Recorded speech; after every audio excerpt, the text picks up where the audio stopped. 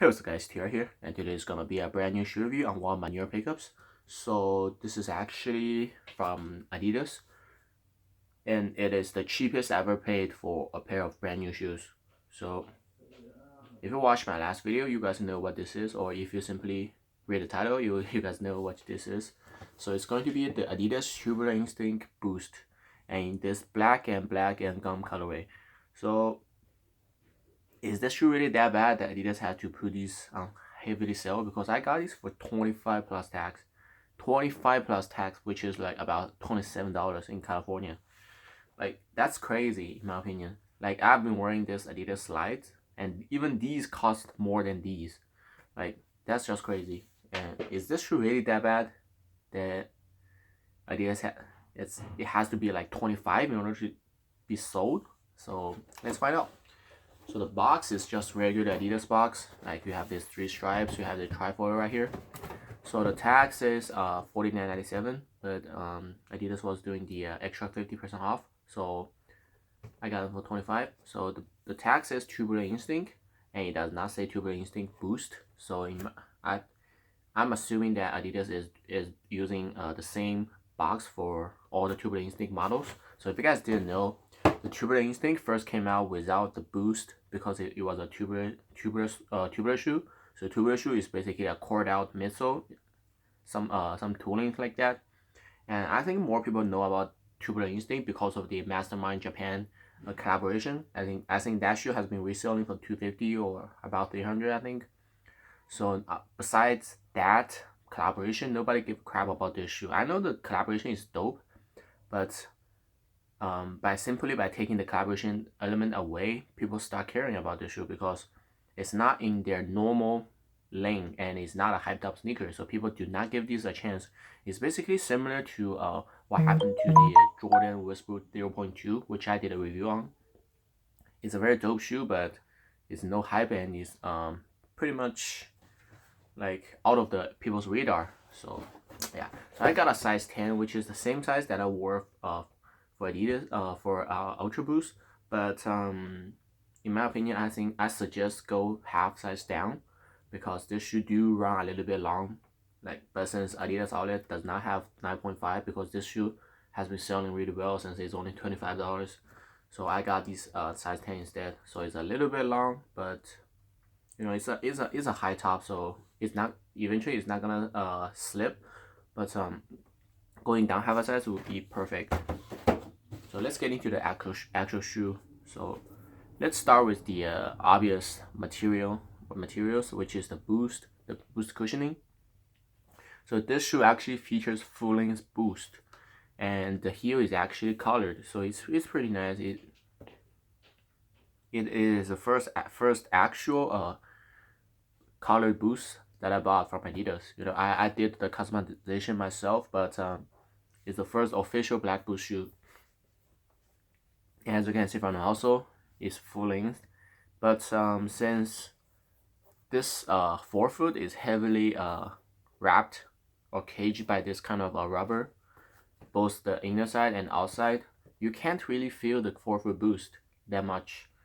Because as you can see, this is super hard. It's not like the cage you found on the Easy Boost, which is pretty soft. So boost is still can expand and still pretty comfortable shoe, but this it's like pretty hard. You know, heavily caged. So you can't really feel the boost. You know, it's still there if you try to feel it, but just from regular walk standpoint, it feels like no more comfortable than regular EVA. So that's a bummer, but at the same time, it's not a deal breaker because you know, this shoe is a high top shoe, so I can't really like give too much hope about this shoe. Because you can't just compare every shoe to the Ultra Boost and be like, oh, this shoe is not as comfortable as Ultra Boost, so this shoe sucks. But you know, it's not a bad ride. It's just like this shoe is heavily caged, so the boost feel is not really there. And on the heel, you would assume that this heavy chunk will be extremely mushy. Well, while being very mushy, but it's nowhere near as mushy as something like Ultra Boost or EQT Support.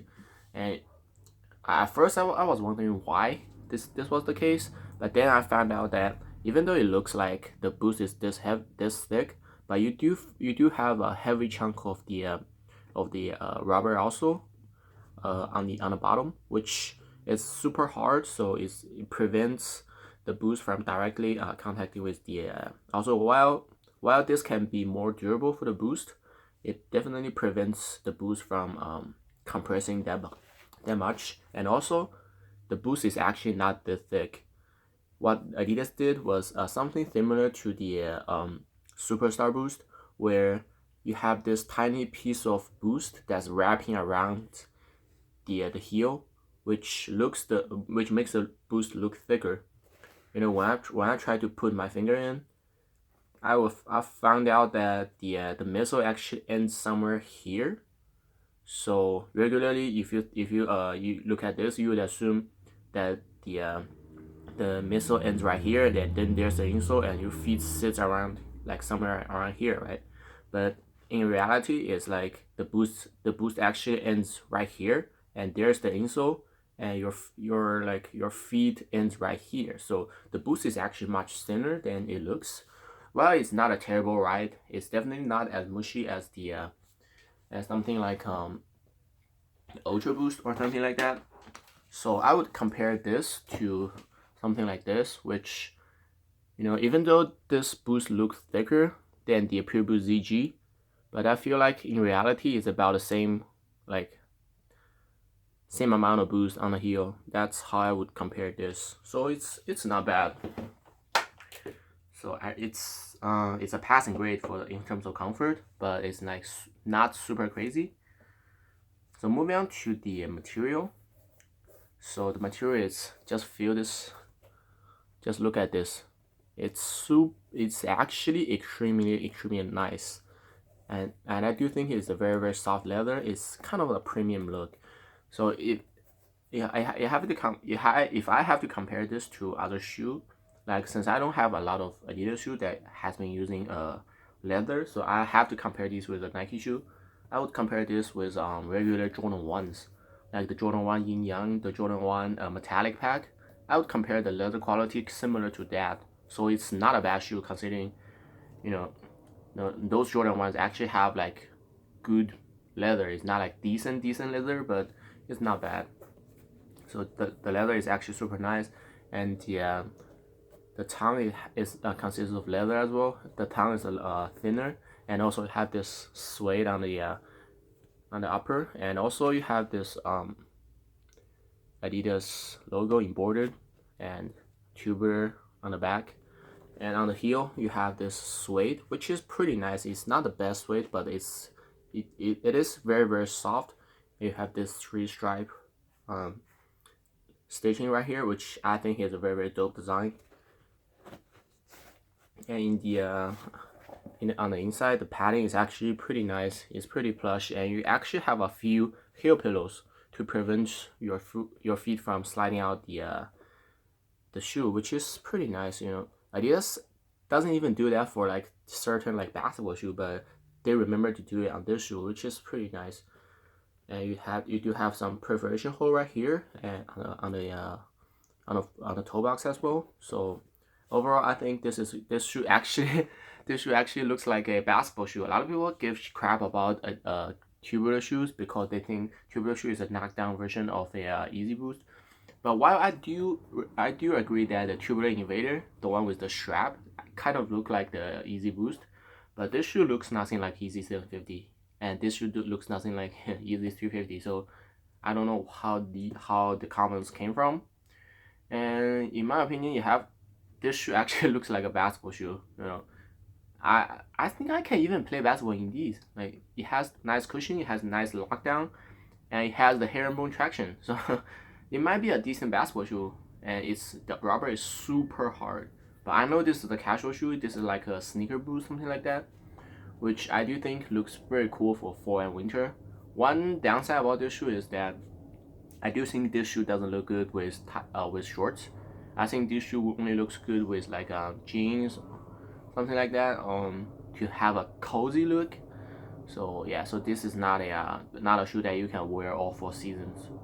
but it's definitely a very good shoe for fall and winter in my opinion. If you are wearing jeans and like sweatpants. So lastly, I want to mention is this shoe actually got the ortholine insole, which is pretty nice. You know, Adidas has been using like some paper stock insole for their shoes because they have like so many good midsole technology. They have cloud foam, they have bounce, they have boost, of course. So yeah, so or even though like the boost is pretty thin in this shoe, you actually have this nice ortholine insole, which is not bad to improve a little bit of comfort, which is a huge plus. So overall, I think this shoe is definitely very nice. So for price of 25, I think is a mad steal for premium material like these, the premium leather, the premium not a premium but okay suede, the colored boost, which in my opinion I got a great deal. So this should do retail of 150, which in my opinion is a little bit too high, like for regular consumer, because if you have 150, you would want to spend 150 on the more basic kind of stuff. You know, the stuff that you can wear more and definitely more hyped up. For example, if you can buy AMD for less than that. You can buy EQT support on sale, a few colorways. So I think 150 a little bit too high. But in my opinion, if you can get this shoe for less than $100, I definitely give these a try. Especially if you are living in a colder area. So I think it's a very good choice to do that. So less than $100, definitely recommend this to pick up. So also, one thing that I want to mention is again, I have to go. I wanted to go to half size down, but they don't have it. So what I did is I put extra insole in the shoe. So I put one extra paper stock Adidas insole to improve the fit a little bit, which makes the forefoot a little bit snug. But at the same time, I fixed the lens problem. So if you guys run into something like sizing or fit, you can try something like that. You will eventually it might fix the issue, it might not. So I'm definitely not sure. So hopefully you guys like this video and definitely give this shoe a try. Like this shoe is amazing, looks very nice, looks very premium, and especially this black and gum colorway. It's a perfect ride for the winter and fall weather. So hope you guys enjoyed the video and see you guys next time.